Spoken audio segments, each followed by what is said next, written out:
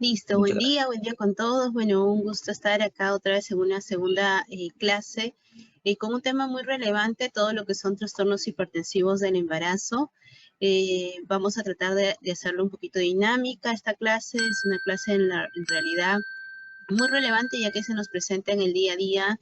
Estamos constantemente frente a estas casuísticas y pues qué más que, que estar pues preparados para tomar alguna acción y sobre todo para el diagnóstico precoz y certero, porque esto va a generar definitivamente salvar vidas, ¿no? Y mejorar toda esta situación, la alta tasa de mortalidad, morbimortalidad materno la hipertensión es uno de los trastornos más comunes durante el embarazo. Está definido la enfermedad hipertensiva del embarazo como todo un conjunto heterogéneo de entidades patológicas, ¿no? Cuyo denominador, pues, común es un incremento de la presión arterial durante el embarazo, parto por puerperio. Es increíble que hasta el momento no se sepa una causa específica de por qué se eleva de tal manera la presión arterial.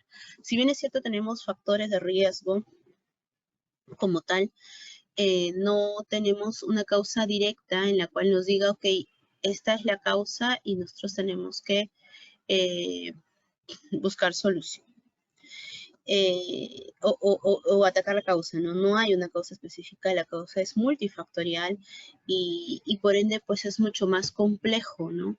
Tenemos que sospechar en realidad de toda mujer gestante que está en este periodo y que pueda pues ir acompañado de de una hipertensión. Ahí está. El término entonces es usado para describir un amplio espectro de trastornos de pacientes que podrían solamente tener una elevada, moderada presión arterial o una, incluyendo a una severa donde hay una disfunción de varios órganos, ¿no? Dentro de esta patología y hablamos ya de las distintas terminologías como hipertensión gestacional, preeclampsia, eclampsia, síndrome de Gel, hipertensión crónica o con hipertensión sobreagregada a la preeclampsia. Todas estas patologías hay que considerarlas que se dan desde las 20 semanas hacia adelante. Yo no puedo hablar de una preeclampsia cuando mi paciente tiene 18 semanas. Es exacto de las 20 semanas hacia adelante o las que se inician después de las 48 semanas del posparto. Además de aquellas que tienen signos y síntomas de preeclampsia sin hipertensión o proteinuria. Este es un cuadro clínico, ¿sí? Muy recurrente, el aumento de peso, el edema, la hipertensión, ¿no? Por eso somos muy insidiosos en el tema de tomar el IMC, de ver el registro, de saber si mi paciente está con una obesidad mórbida, con sobrepeso, o cómo inició el embarazo. Es importante esto para tenerlo en consideración. Proteinuria es uno de los factores que cada vez se encuentra en cambios. En muchas ocasiones se ha visto de que la proteinuria no se encuentra en estas usuarias, en estas gestantes, pero en otros casos, vamos a ver ahora los nuevos casos. Como nosotros como obstetras tenemos pues actividades de promoción, prevención y detención, y dentro de estas pues se habla de muchos factores. Uno de los factores que indican es la exposición, por ejemplo, al esperma, ¿no? Se recomienda el uso inicial del preservativo con 6 meses hasta descarte de VIH y luego el cambio del método a otro que no sea de barrera por lo menos 12 meses, tanto en nulíparas como multíparas que cambian de pareja. Tener en cuenta, pues, el tema de la estabilidad, ¿no? ¿A qué se refiere, no? Si ya es una pareja estable que sí están pensando en concebir, pues primero lo ideal es hacerse todos los exámenes de descarte de VIH y posteriormente a esto poder indicar que la paciente, ¿no? Tanto nulíparas como multíparas tengan la exposición indican de este esperma porque hay un factor contra anticuerpos que genera pues que los cambios ya no sean tan verosímiles, sobre todo a nivel del espacio intervelloso, que es uno de los ítems o de las cláusulas de inicio que se ven en estos pacientes con preeclampsia. Otro de los factores, y muy importante tenerlo presente, es la obesidad y la resistencia a la insulina. Las mujeres con IMC mayor a 29 deben de recibir tratamiento antes de salir embarazadas. Definitivamente estamos, y esto es una función muy importante dentro de lo que es la consejería, ¿sí? En la que nosotros debemos de explicarle a la paciente la importancia de tener el peso ideal para salir gestante. Llegan a la consejería, quiero salir embarazada, ok, está bien, pero tienes un problema. Estás con una obesidad o sobrepeso, una obesidad mórbida. Entonces es preferible, sí, por favor, que tengamos en cuenta esto y que la paciente pues se encuentre con una dieta, con un nutricionista, ¿no? Para iniciar un embarazo sin tantas complicaciones. Y no solo por la hipertensión, sino por las múltiples comorbilidades que se puedan presentar durante todo este proceso. En pacientes con enfermedades de fondo o con mayor riesgo para el desarrollo de enfermedades hipertensivas del embarazo que no hayan complementado una fecundidad deseada, brindar un método anticonceptivo temporal a estabilizarlas de acuerdo a una opinión diferente. Aquellas que ya se visualizan que han tenido por ahí un ACV, han tenido una eclampsia como antecedente, saber y concientizarlas pues que pasar por el mismo cuadro por segunda vez es poner en riesgo su vida. Así que la consejería en planificación familiar va a ser de gran relevancia en este aspecto. El método anticonceptivo definitivo es brindar el acceso para la ligadura de trompas. ¿En quién? ¿En qué personas? ¿Qué mujeres? Mujeres que hayan tenido el embarazo cursado con una hipertensión inducida por el embarazo grave, mujeres con antecedentes de nefropatías, cardiopatías, hipertensión, diabéticas, lúpicas, las puérperas inmediatas de parto vaginal o durante el intraparto de cesárea con diagnóstico de enfermedad hipertensiva del embarazo. Ellas son nuestras pacientes top, las cuales pues voy a tener que tener mucho cuidado y una persuasión en explicarles pues la importancia de tienes un hijo o si quizás tiene más, es importante saber que ya no puede seguir saliendo gestando por el alto riesgo que pueda presentarse. Dentro de la prevención secundaria también tenemos, solo es posible si existen los conocimientos de los mecanismos fisiopatológicos, que como bien hemos mencionado al inicio de la clase, pues no lo tenemos en total plenitud. Hay que tenerlo presente, pues porque vamos a estar ahí con un desfase y pues tenemos que solo tener en cuenta la prevención primaria. La disponibilidad de métodos de detección precoz considera la posibilidad de falsos positivos y falsos negativos. Por eso es importante el diagnóstico certero. Pero también, como hemos mencionado, existen factores preconcepcionales que pueden afectar, que pueden generar que se inicie todos estos eventos de cambios a nivel al inicio cardiovascular, ¿no? ¿Como cuáles? Que sea nuliparidad, ¿sí? Que es la nulípara, la paciente con primipaternidad, y la multiparidad con cambio de pareja, ¿no? Los pacientes me dicen, sí, me dio preeclampsia, pero es mi segundo embarazo, me ha dicho que no me va a dar. Ok, no le va a dar, pero este bebé no es de la misma pareja, es otra. Es como si usted fuera nulípara, así que ¿le puede volver a dar? Sí, también existe ese riesgo. La exposición limitada al esperma en gestantes adolescentes, la inseminación con donador, ¿no? Ya que muchos de los adolescentes pues se cuidan con preservativo y el caso extremo donde las mujeres en edad más avanzada tienden a salir embarazadas por la inseminación con donador. Varón que tuvo una pareja anterior con hipertensión inducida por el embarazo también es otro factor de riesgo. Es importante entonces saber cuál es el historial sexual de la paciente hasta de la pareja. Bueno, es un factor, así que hay que tenerlo en cuenta. El embarazo previo con hipertensión inducida por el embarazo, el RCIU, el DPP, una gestante añosa mayor de 35 años, ya lo habíamos mencionado ayer también, otro de los factores, ¿no? Para lo que era diabetes. El periodo intergenésico mayor a 10 años también. 10 años es como que, ok, voy a comenzar de nuevo. Yo tengo pacientes 45 años, 43 años, que incluso ya son abuelas, y me dicen, yo quiero tener otro bebé.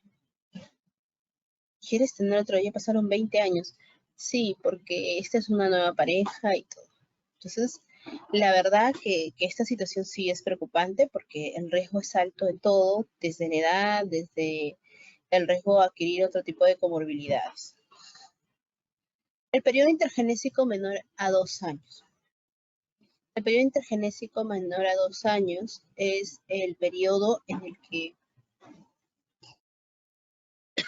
perdón, en el que tenemos que tener en cuenta, ¿no? Algunos dicen, ay, mejor tener seguiditos, ¿no? Hay que tenerlo presente, eso no es algo bueno. La historia familiar de hipertensión, antecedente de preeclampsia, madre o hermana, ¿no? Siempre no es curiosidad, es parte de la anamnesis. Yo voy a tener que preguntar, ¿y cómo tienes factores de familiares, antecedentes, madre, hermana, sobre todo los familiares directos? Y bueno, si te dicen no, excelente, pero si te dicen sí, hay que considerarlo igual. La gestación con donación de ovocitos, la hipertensión crónica y la enfermedad renal. El IMC mayor a 29, la resistencia a la insulina, el bajo peso al nacer, la ganancia ponderal mayor a 0.5 por semana. Incluso puede estar yendo bien durante el embarazo, pero en el momento, a mitad de gestación, sube de manera pues exorbitante. Definitivamente eso va a generar cambio, alteraciones. La diabetes mellitus, el síndrome antifosfolipídico, trombofilia, lupus, la nutrición inadecuada, ¿no? No necesario hablamos de que la paciente pues va a estar desnutrida, sino que se esté nutriendo pero de manera inadecuada, que eso también es otro de los factores. La pobreza, la deficiente educación, el exceso del trabajo físico, el estrés laboral o familiar también, o sea, eso definitivamente influye. Y decir que una mujer en este siglo XXI no está estresada, pues es difícil, ¿no? Tenemos pues a múltiples mujeres que se encuentran con mucha carga laboral o en casa, generando pues que este estrés sí, y está relacionado directamente con un tema del incremento del ácido araquidónico, irritabilidad uterina, alteraciones a nivel cardiovascular. O sea, es todo un conjunto de cambios fisiopatológicos que hacen pues que esta paciente tienda a tener esta situación. Factores asociados al embarazo, ¿no? Que sea un embarazo múltiple, una paciente que está con un embarazo gemelar, trillizos, pues también es otro factor, que tenga un RCIU, que tenga anomalías congénitas estructurales.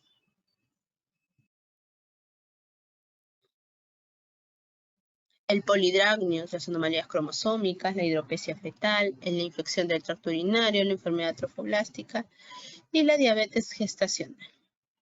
Bueno, esto es el resumen, ya no lo voy a volver a mencionar, pero sí voy a hacer otro cope acá. En el tabaquismo también influye, hábitos de incremento, con incremento de carbohidratos y baja ingesta de calcio y ácidos grasos poliinsaturados, o sea, hasta la alimentación.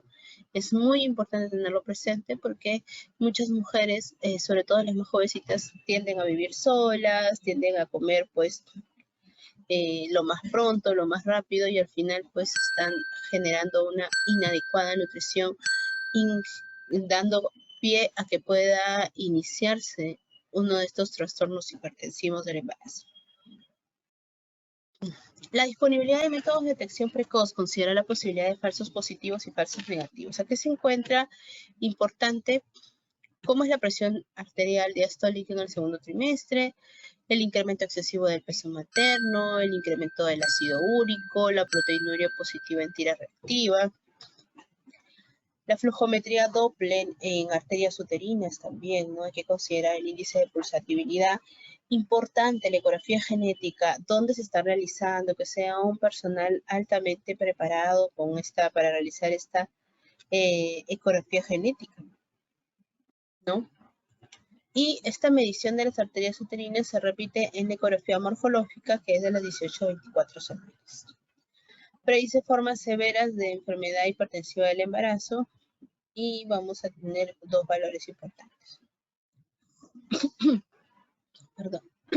Marcadores bioquímicos, la proteína asociada al embarazo, ¿no? El factor de crecimiento placentario por debajo del percentil 5. Pero, ¿qué medidas yo podría tomar y corregir para que estos cambios fisiopatológicos mejoren? Primero, que la dieta debe de ser normocalórica. Hablamos aproximadamente de proteínas de 1 a 2 gramos por kilo. La ganancia de peso debe de ser de 9 a 12, no más de 0.4 por semana en el tercer trimestre. Siempre importante también la buena oxigenación, el reposar en la cama en decúbito lateral izquierdo. El carbonato de calcio, dar 2 gramos por día desde las 11 semanas, desde el primer trimestre. Ideal indican 11, segundo trimestre, ideal antes de las 16 semanas en pacientes con baja ingesta de calcio. Lamentablemente la alimentación en Lima, en el Perú, no es buena.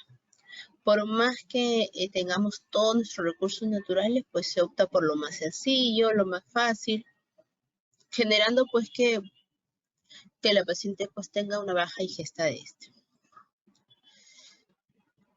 La aspirina está demostrado que 100 miligramos se puede iniciar entre la semana 12 y 16, se debe de tomar preferentemente en la noche y continuarlo hasta las 34 semanas. Ahora, no hay evidencia que apoye el uso de antioxidantes como preventivos de preeclampsia, ¿sí? Para tenerlo presente. Y la hospitalización precoz es efectiva para prevenir la evolución de las formas severas de la enfermedad. ¿Y cómo debo de tomar la presión? Bueno, primero que se debe estar en un lugar tranquilo, de la misma modo que ayer mencionamos cómo debería de tomar la glucosa. Debe ser un lugar tranquilo, cómodo, que haya reposado por lo menos 10 minutos en la paciente semisentada y con el ángulo de 45 grados, con el brazo apoyado a la altura del corazón. Se debe utilizar un instrumental como es el mango del tamaño del grosor para el grosor del brazo de la paciente, preferentemente un manómetro de mercurio. Para la toma de la presión arterial diastólica se registrará el sonido correspondiente al quinto ruido de corazón. No. Y en aquellas mujeres como cuando el ruido no desaparece se debe usar el cuarto. Vamos a ver y cuáles son el brazo dominante que ella realiza. Cuando hablamos de una hipertensión arterial leve, hablamos ya de dos lecturas de la presión arterial sistólica de 140 a menos de 160 milímetros de mercurio o una diastólica de 90 a menos de 110.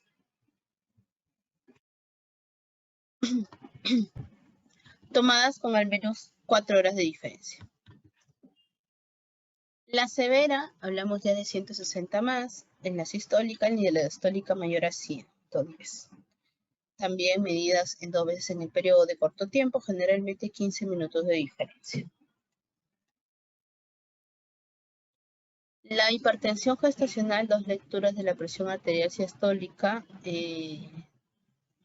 o más, y la presión arterial diastólica de 90 a más. Tomados en el cuerpo al menos de 4 horas de diferencia después de las 20 semanas de gestación. Por eso es importante, sería lo ideal que todas las mujeres sepan cuál es su presión basal, ¿no? Pero si no lo tienen o no nunca se han tomado, pues por lo menos que ahora sea consciente y saber cuál es el dato. Así como te aprendes tu DNI o tu dirección de casa, tienes que aprender cuánto es tu presión arterial basal.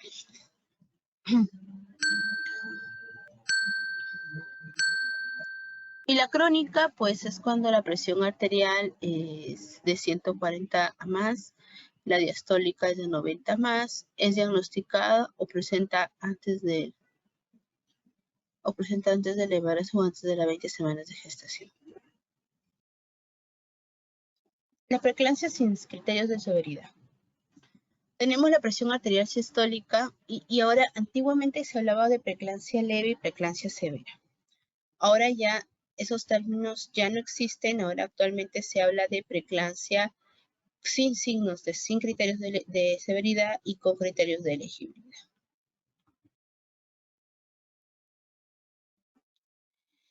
La presencia de mayor a 20 semanas de gestación. Y la proteinuria, 300 miligramos o más de una muestra de orina de 24 horas cuando éste no esté disponible. Una lectura de 2 cruces en tiras reactivas.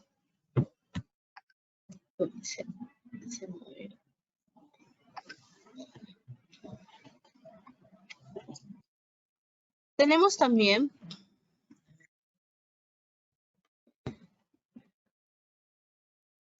los que son con criterio de severidad.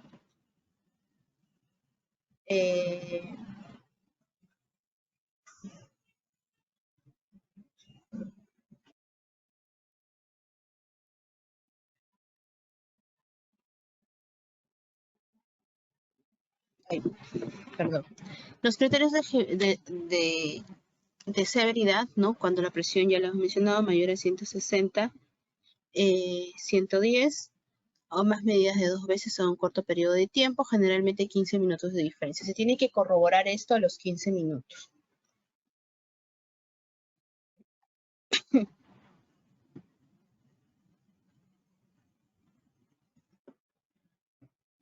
La trombocitopenia menor a 150.000 y hay un deterioro de la función hepática. Acá ya tengo que tener en cuenta los valores como tal, si ha sido elevado al doble en el límite superior normal, las transaminasas 2 veces al valor normal, el dolor persistente en el cuadrante superior derecho, grave o dolor en el epigastrio que no corresponde al tratamiento y que no es justificado.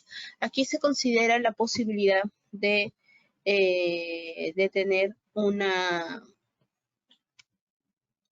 ruptura de la cápsula de gliso.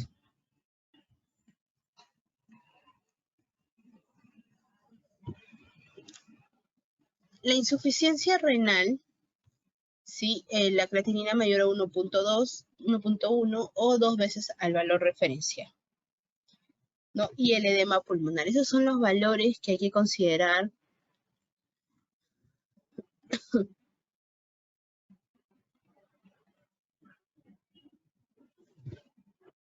Y alteraciones cerebrales o visuales de nueva aparición, dolor de cabeza, alteraciones visuales, persistencias, fotopsias, escotomas, cegueras, vasoespasmo retiniano, hiperreplexia con cloni sostenido, convulsiones, eso ya es un factor adicional. La que es sobreañadida con hipertensión crónica es la preeclampsia de una mujer con antecedentes de hipertensión o antes de las 20 semanas de gestación, ¿no? Por eso es importante tener en cuenta. Yo creo que ya teniendo todas estas diferencias y cómo se clasifican, ya podemos darle una denominación adecuada cuando tengamos este diagnóstico presente.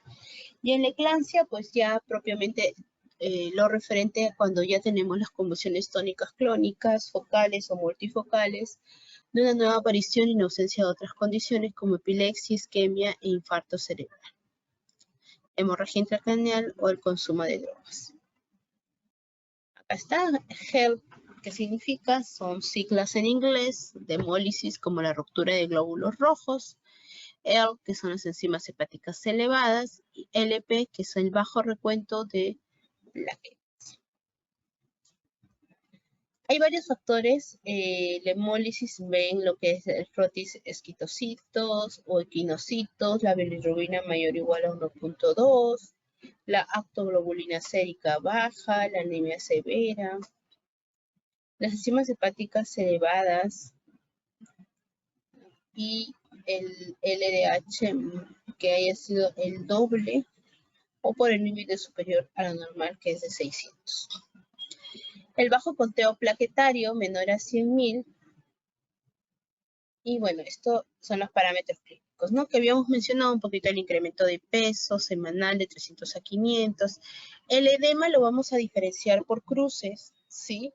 Esto, por ejemplo, de una cruz es un edema leve, fobia perceptible solo al tacto, o sea, tengo que presionar para saber si en realidad hay edema o no. El edema evidente es solo de los miembros inferiores.